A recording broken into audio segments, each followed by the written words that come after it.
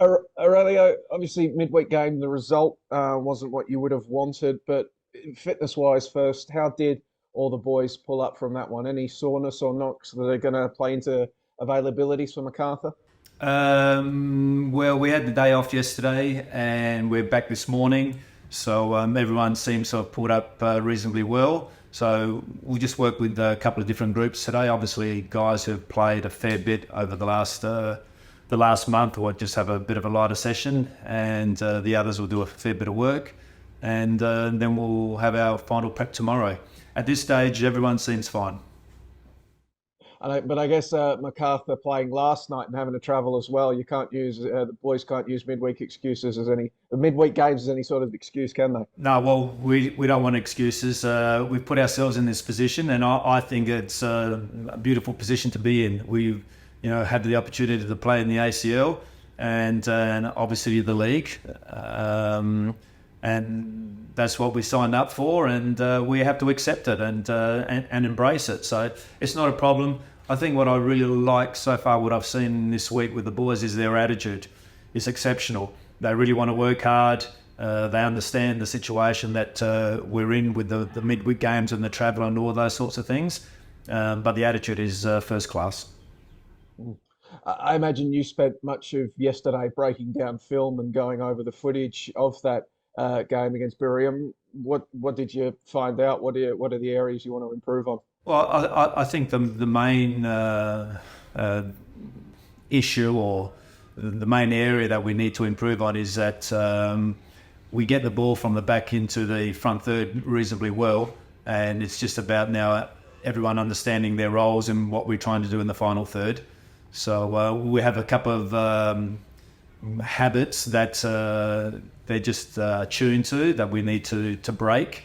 So a little bit of work, and I don't think it's going to be too much of an issue once everyone understands the types of runs we're looking for, the types of balls that we're looking for. It won't take too much time. Because Biriam playing a lot of players back there, and from memory against back fives and the like, I can't remember Melbourne City actually they haven't faced back fives very much over the past few years, but I can't actually remember them getting a win against a back five. What is it about against a back five that maybe messes with the CFG approach? No, whether it's a back five or back four or whatever, they played in a very low block most of the time, and the distance between the back line and their strikers was very, very tight. I think it was 12 to 15 metres, so that's pretty compact. And we're always trying to break lines. We're trying to play quickly through lines, and we need to find a different avenue when we're playing against teams that do that. So that'll be a couple of strategies that over the next couple of weeks that we're going to work on. Well, because I guess you'll have a chance to work on it on the weekend, because MacArthur are a side that do sort of like to hit teams in transition. We've seen on a few times this season they've done that. I guess defensively, any particular instructions for the Bulls? Look, doesn't matter. What's against the Bulls, I should say. Yeah, that it doesn't matter who you play.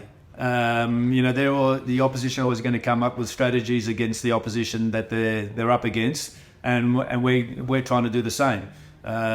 We have a certain way that we want to play, and that's certainly here that we're going to continue to do that. But we need to find another 4 or 5 different ways where we can score goals, and that's our job to, over the next weeks, to start to implement some strategies in our training sessions. And our issue a little bit at the moment, as you know, because of the midweek games, we don't have a real big block of training sessions.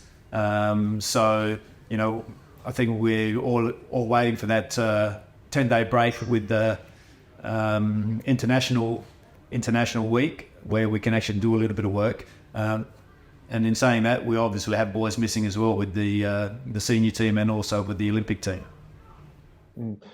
MacArthur coming to Amy Park, it's not exactly been a happy trip for them. I remember both Ante and Mille both sitting somewhat thunderstruck in the conference room after games, because Melbourne City have just come out and blasted them. Is that maybe a mental edge for your boys, if nothing else? They've so consistently had the wood over MacArthur at home. Yeah, look, it can be.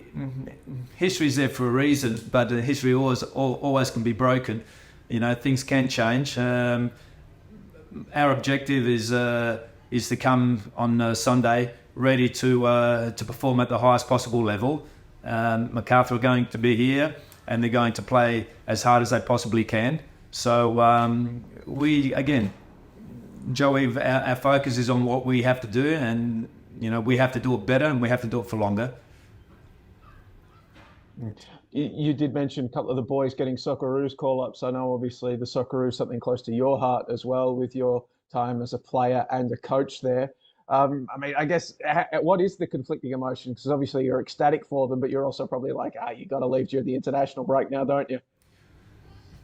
To be honest, Joey, even in my playing days, back in the day when the international games were played, there was no FIFA rules. So every time I was called, I always left, and every time I came back to my club, I was always on the bench or in the reserves because they didn't ever want me to go. So now we're also very happy that that FIFA rule has been put in. And any opportunity our players get to go with the national team, whether it's the senior team, Olyroos, or the younger teams, absolutely, you got to go. You have to represent your country. I believe it was last week you said you wanted to see a hard-working Melbourne City side this season. What have been some things you've implemented both on the training pitch, in-game, and perhaps on a cultural level to make sure you get a hard-working side this season? Well, I think that's already a foundation that's been set here. They've been working hard for many years, well before I came here. So the thing I'm most happy about at this point is that since I've been here last week, that work ethic and the amount of work they do, not just on the training track, but also in the game, there's no question that they've done that. Now we have to refine what we're doing on the pitch. The game, we have a fair bit of possession, but the game and the final result is not about, who's got the best possession rate, or possession percentage. What we want to do is making sure we have enough of the ball, but also making sure that we're having, a fair crack at the goals, because the game is about that, scoring goals. Really, I just wanted to touch base. Obviously, you haven't had a chance to see the boys, so you're not aware of any short-term injuries, but the long-term injuries, I guess, to Matt Leckie and Andrew Naboot. Do you have any updates on the time frame as well? I heard Andrew's been smashing it in the gym and he's targeting a return sooner rather than later. I think Andy probably towards the end of this year. Going to start to do a fair bit of running. Lex is not far away. He's done a lot of work. I think he's reporting. I think that was yesterday or next week that he has to see the surgeon to get a bit of an all clear. So he's doing a lot of straight line running, but hasn't started changing direction. So his next stage is that. As I said, Andy's progressing really well, but he's still months away from being tip-top shape. At the moment, he's smashing the gym, he's doing all that work, but as soon as we start to see him on the park running, that'll give us a better indication. But it sounds like Andy maybe for the back end of the season, which is a remarkable turnaround given that he did his Achilles on the eve of it. Yeah, that is remarkable.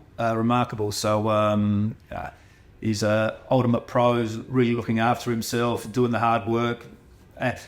Sometimes when you get injured, you actually start doing a lot of extra things that potentially maybe not had done it previously. So he's a powerful guy, he's a powerful athlete, you know that, and sometimes that little break away gives you an added little bit of. He's probably added a lot more strength to himself. I haven't seen him for a long time, so now I see him. He's a very, very strong boy. He's really frightening. So yeah, I wouldn't want to run into him.